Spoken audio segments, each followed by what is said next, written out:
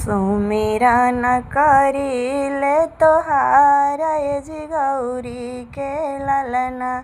सुमिरन करिले तोहार जी गौरी के ललना।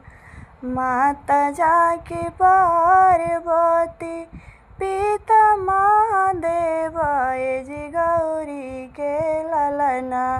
सुमिरन करिले तोहार जी गौरी के ललना। अच्छा चढ़े चंदन चढ़े और पच में भाई जी गौरी के ललना। सुमिरन करिले तोहार जी गौरी के ललना। लड्डू चढ़े पेड़ा चढ़े और चढ़े मोदक जी गौरी के ललना। सुमिरन करिले तोहार जी गौरी के ललना।